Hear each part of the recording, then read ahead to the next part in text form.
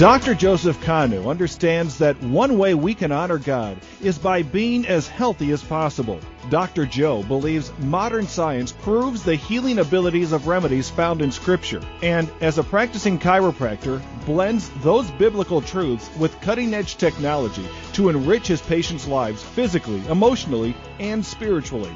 Welcome to Simple Truths for Healthy Living with Dr. Joseph Kanu. Listen for the next 30 minutes as Dr. Joe shares tips to help you live the healthy life God intends for you. To be a part of the show, call 313-838-1035. That's 313-838-1035. And now your host, Dr. Joe.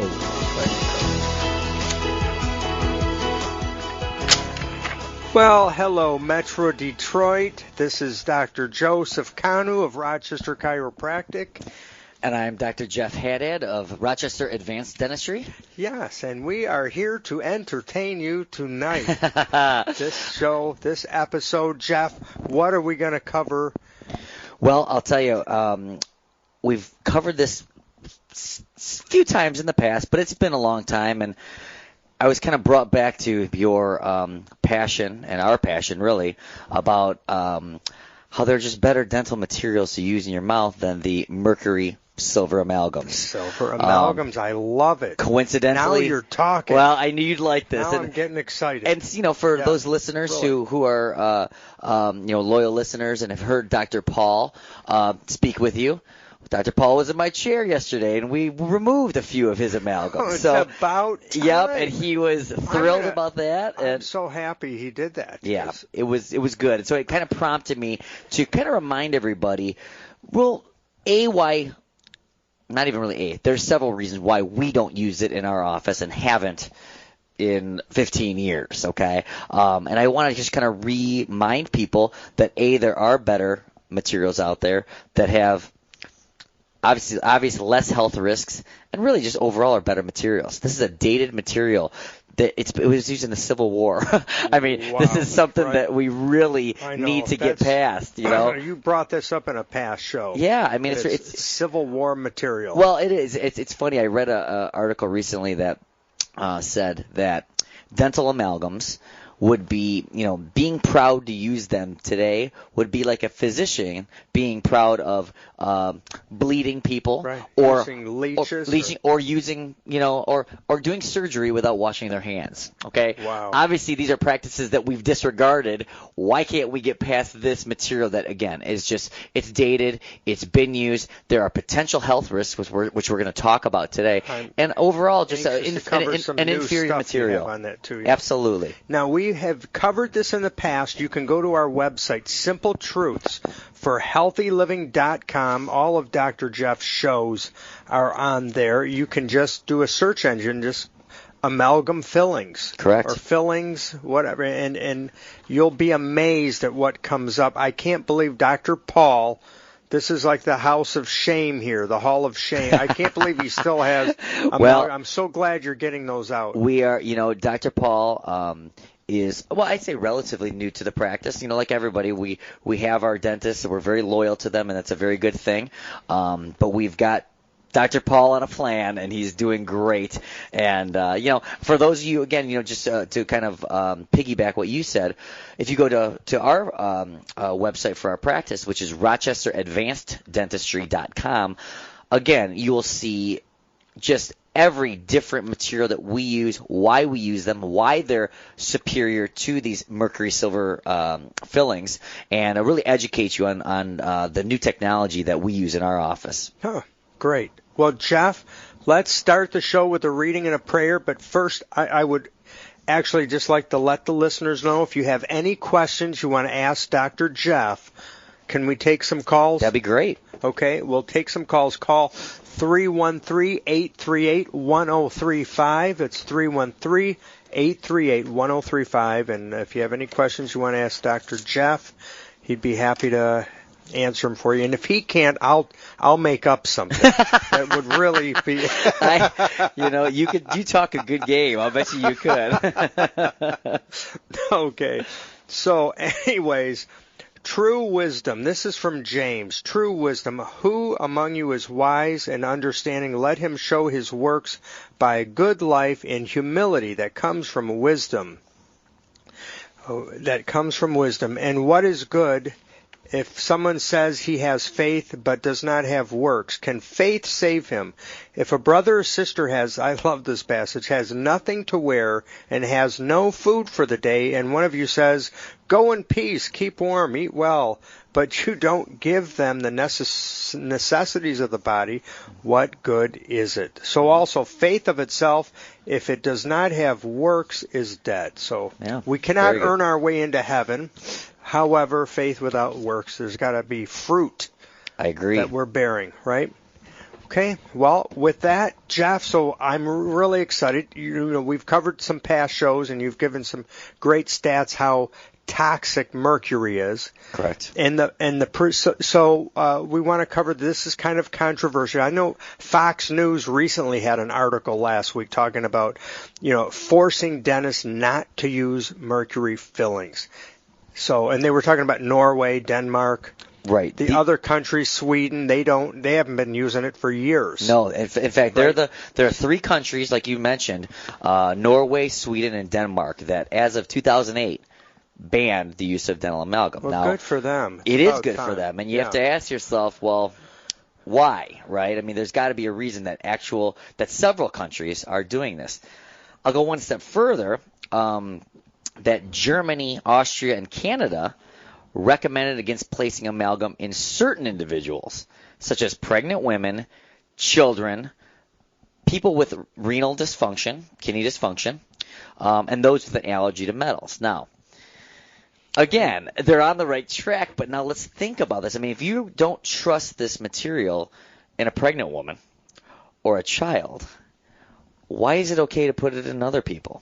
Okay, and again, the renal dysfunction is interesting too, because there are some health risks, and we can get to them, that have associated amalgam fillings with kidney disease, in addition to other neurological effects like Alzheimer's, Parkinson's, multiple sclerosis, things like that. You're right; it is very controversial, and I would never. I can't sit and tell a person, listen, if you are having these symptoms and we take all the amalgams out of your body, they're all going to go away. I can't say that. There isn't enough proof.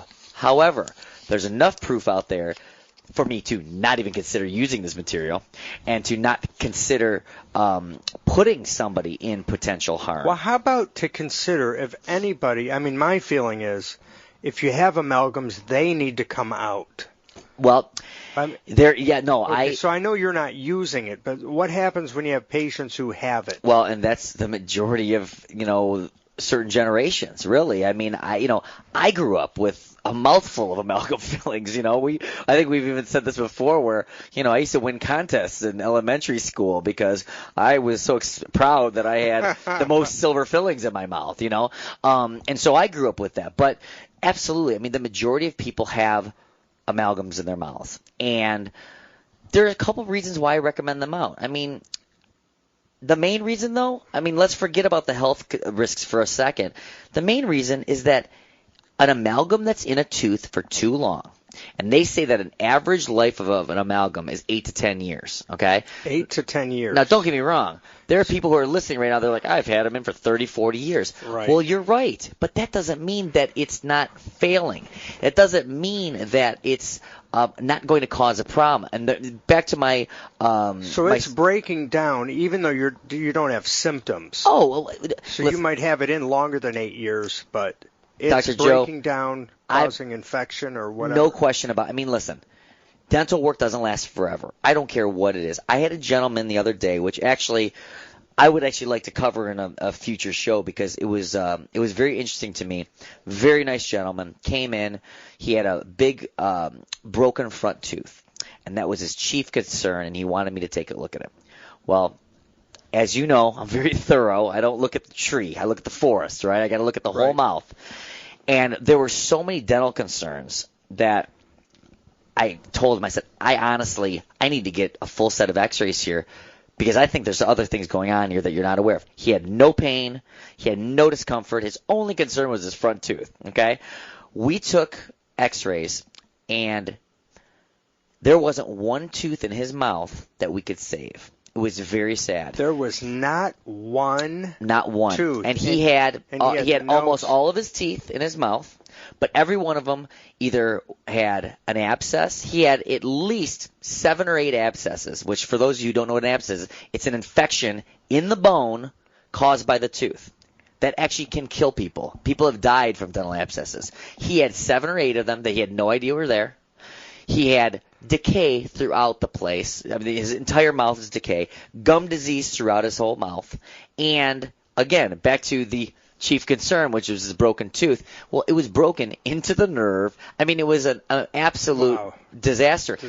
And, again, no pain. So to answer your question, yes, dental work can be failing in your mouth, and you have no pain. If you have not been to the dentist in a long time and you think that everything's fine because nothing's hurting, you are sadly mistaken. Now, maybe you're lucky, and maybe you go in and get your checkup, and maybe nothing is wrong, and I hope that's the case. But something that's been in your mouth for a certain amount of time is eventually going to break down. Amalgam, mercury fillings, corrosively break down, okay? You're mashing on them, right? This is a metal that's breaking down, getting into your gum tissue. Plus your saliva is a factor, right? Oh, no question about it. Besides just being pounded on. Well, it's pounded on. I mean, the mouth is a very dirty environment, okay? Yes. We put our mouths through the ringer. It really is amazing. And so any dental work is going to take its wear and tear. This is worse than salt on the roads in Michigan winters. Right? I think it's a good analogy. I like it. I actually think it's good.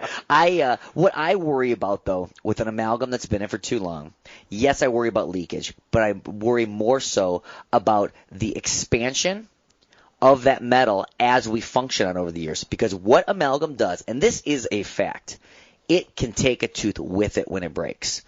When it breaks, it's usually not just a filling. What happens is it causes a wedge right in between the tooth. You come down on the wrong way, and an entire cusp breaks off. Well, what happens then? Sometimes you need a root canal. 9 times out of 10, you need a crown. If you get really, really lucky, maybe you need an onlay. But I promise you, you can't put a filling in anymore. Okay, you've lost too much structure for a filling to be appropriate. So that's my main. If you had to say, what's your number one priority of why you see a silver filling that's been in there forever, why you want to get it out? Because I've seen the end result. It's a catastrophic effect on the tooth. And so it's not strengthening the tooth. Oh, good. No. And actually, I'm glad you said that. Not only does it not strengthen it, it actually weakens it, especially over time. So, Jeff, if I can visualize, so when you do an amalgam, if you have an amalgam filling, right, it seems like it's wider at the top than it is at the bottom, right? It comes down to a point. Not only you made a little joke about the fact that you could probably talk your way through one of these things. I think you can, because you really do get it, and I'm being serious. To put an amalgam in a tooth, I'm gonna stop you there. You're right. You have it's wider at the top because it's got to be held in with a retentive force. You're jamming this material into this hole, and if it was not wedged like that, right, then it would just fall out. It was just a column. Right. If it was built like an ice cube tray, right, it would just come right out. So we have to do these undercuts, and we actually have to take away more tooth structure to place an amalgam. So it's actually less conservative. Wow. So you would have to take more tooth away. Because we need mechanical retention, as opposed to a composite filling that we use, which is a tooth-colored, essentially a plastic, we'll call it, a resin filling. I don't. Or you have porcelain. Or porcelain. I don't even need to worry about the shape because everything is adhesively bonded. And you hit the nail right on the head with the fact that, well, amalgam doesn't strengthen things. No, it doesn't. It weakens it. You know what does strengthen it? Correct adhesive bonding. When we are bonding composites, when we are bonding porcelain onlays, pulling the tooth together. It's actually adhesively bonding it. I mean, it is. I've had teeth. So you have to take less away. Less away. Now, that's the first I've heard of this. Oh, yeah. I mean, I've heard you say it's like a wedge. Yes, an amalgam is. An amalgam. Correct. But I never heard you say that you have to take less tooth away to do a filling, a composite filling. You actually, I'll go one step further.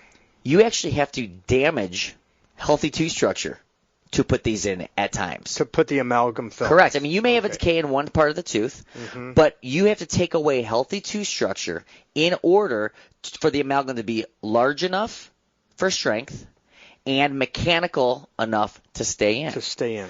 And again, listen, I'm not going to, there are dentists out there that I never thought about that too. When you put the amalgam in, it really doesn't adhere to the tooth so much. It's more of it's just jammed in a hole. It's jammed in a hole. Yep, that's all it is. I mean, it's holding space. So that's why space around it can start to corrode and bacteria can get in. Correct. Around between the tooth and the amalgam. Well, and listen, let me be clear here. That can happen with any type of dental material. I mean, eventually things can leak. Even if you have an adhesive bond.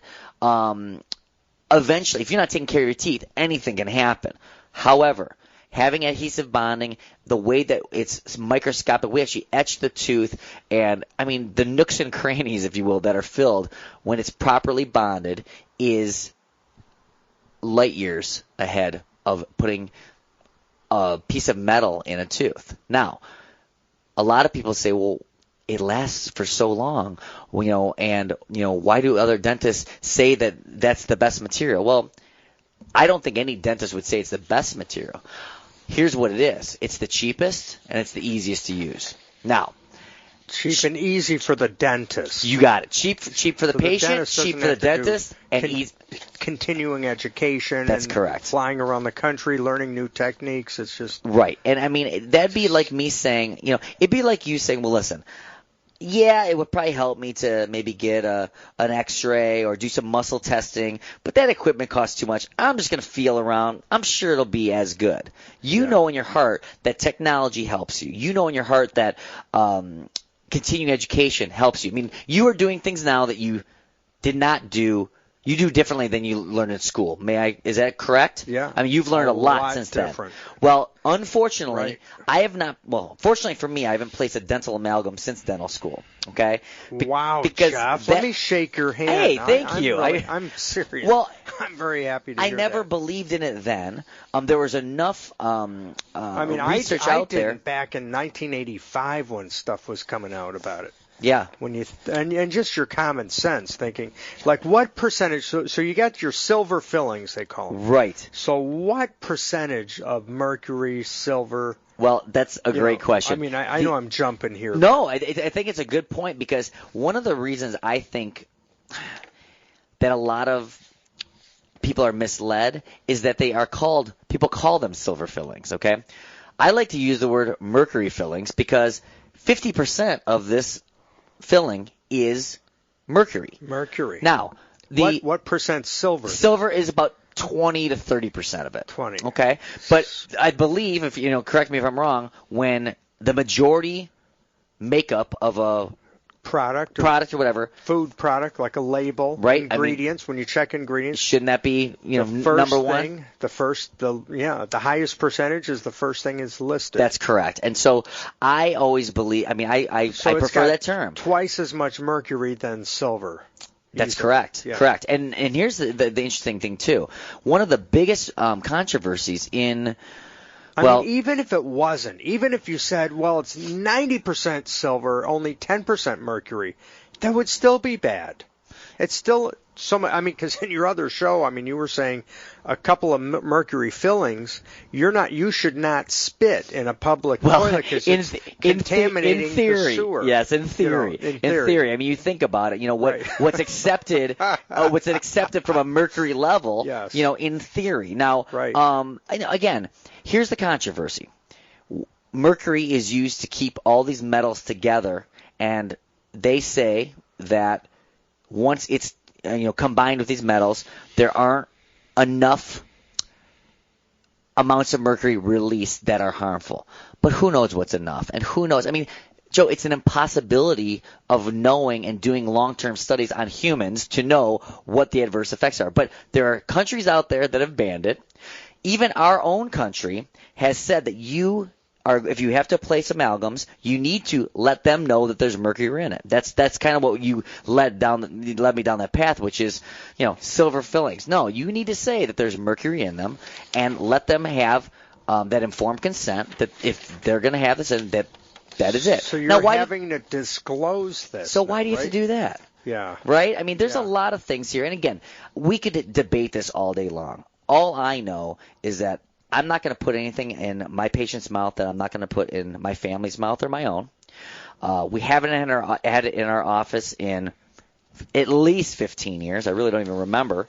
And again, there are superior materials here. Sure. If those listeners out there are saying, well, you know what, I don't care, I want the cheapest and the easiest thing in my mouth, well, there are many dentists that are still providing that service, and that's okay. I'm not going to knock another dentist. Everybody has their own opinion, and there are patients, and there are dentists for everybody. If a patient comes to my office and said, well, I don't really want those tooth-colored porcelain fillings or whatever, I really want amalgams, I said, well, then I'm gonna find you a dentist that will do that. Wow. And so you really take a stand. Oh, yeah. You're not gonna just, all right, it's your, I'm not gonna compromise my philosophy. I mean, everything that I stand for is living to learn the best in my profession. I'm passionate about what I do, and I spend countless hours learning the latest in technology, in materials, and techniques. It goes against everything I believe in, okay? I mean, I could throw a piece of amalgam from the other side of the room in somebody's mouth, and it's going to get in there and be fine, okay? Because it's really that technique insensitive. It's just easy to put in, which is why it became a popular material early on in dentistry. Well, there are a lot of things that I do that are not easy, but you know what? They're really good for my patients. And my patient doesn't care if it's hard on me. They care about getting the best. And I am going to work hard to make sure that they receive the best in the end. And I just believe in other materials that are hands down superior. And if you got a bunch of dentists in the room, they may say, nope, I use dental amalgams. But for them to stand there and say that it's a more superior product than some of the materials that I use in my office, I'd be interested to hear how they prove that, because there really isn't any proof out there that shows it. Now, early on, let's go back to maybe some myths out there. There are a lot of people who are listening and said, well, my dentist said those tooth-colored fillings don't last as long. And you know what? Your dentist is right. About 20 years ago, that was the case, because composite materials were early on, they were new, and they didn't last very long. This is a whole... It's almost like knee replacements. Used to only last 5 years. Right. Now it's like 25. I used to not recommend my patients get knee replacements. Now I do. Oh, good. Yeah. I mean, the technology's changed. It's totally changed. I mean, we're doing... the material they're using and the technique. Yeah. Absolutely. And that's really it. I mean, when you hear about a tooth-colored filling, don't think of what your dentist told you 15, 20 years ago, because the materials that we use are night and day different than even then. There's still a composite, material, but it's been refined and improved to such a huge improvement that, I mean, again, I've got them in my mouth, okay? Yeah. I mean, obviously I believe in them if they're in my mouth. And so it's one of those things that every patient needs to ask themselves, what is their goal? If they want a peak level of health, if they want something that is going to pose, less health risks or no health risks, sure, last long, and reinforce their too structured now. I mean, that's the big thing. So you're reinforcing. We're reinforcing. So it's going to cost less later on, right, when you split a tooth. Now, this guy, you said, there wasn't one tooth you could save. Not he one. Cracked his front tooth. How would he, and he has no pain at all. None. He had to have this guy was at risk of having heart disease and all kinds of, if he had all this infection that's leaching into his system. Joe, he had to be tired or have something going on. It's interesting. He wasn't relating to it's coming from my mouth. Of course. Right? And then listen, we all accommodate. And people with amalgams, there have been many correlations between immune, deficiencies, fibromyalgias, right. Sure, other type of allergies. Where I saw a lot of my patients who have fibromyalgia had good results getting the Mercury Amalgam fillings out. I've heard and seen that as well. Yeah. And again, tell me, I'm going to interrupt because we only got a few minutes. The last couple of shows, we covered wheat allergies. I was covering wheat and how that has, you think your fillings and your material has changed. Right.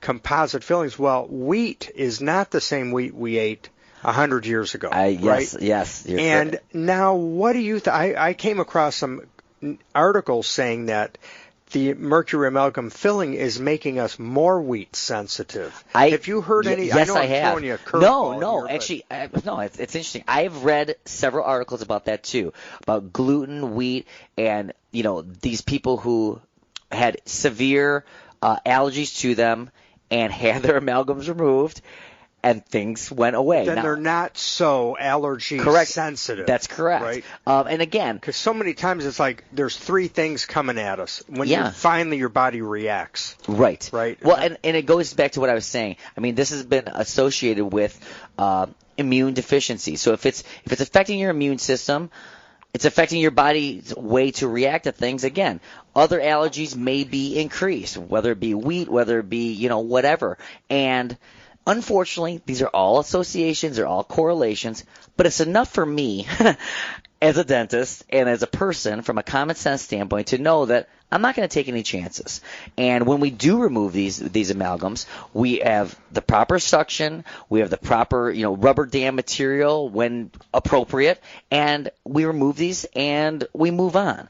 And my patients know that they're in the right place, they're getting things addressed in the right way, and they're going to have a material in their mouth that is going to be safer, stronger, and last longer than what they had there. Safer, stronger, last longer. Look at that. Jeff, give me a high five. I got to trademark that right now. Hey, Jeff, we are out of time, but you know something? We've never really covered yet how they need to be removed and the dangers and the right way, the wrong way to remove. Can we maybe cover that soon? Well, to be honest, I think that there's enough of this subject that we didn't even get to tonight. So, yeah, we can do a little recap next week. There's a few other stats that I want people to hear about, and absolutely we can cover how to safely remove it as well. Well, thanks. And you can listen to all these shows on simpletruthsforhealthyliving.com. You can contact Dr. Jeff at Rochester Advanced Dentistry, 248-656-2020. And that's it for this episode. Cool. Until we meet next Wednesday. Looking forward to it. Yes, remember, in all you do eat or drink or put in your cavities, do all things to the glory of God. Have a wonderful night. If you'd like to talk with Dr. Joe, call 248-656-1011. That's 248-656-1011. And tune in again Monday through Friday from 10:30 to 11 for another edition of Simple Truths for Healthy Living with Dr. Joseph Kanu. The content on this program is for sharing general information purposes only. It is subject to change with ongoing research. It is not meant to diagnose, treat, prevent, or cure anything. Dr. Kanu encourages you to make your own healthcare decisions based upon your own research and in partnership with a qualified healthcare professional of your choice.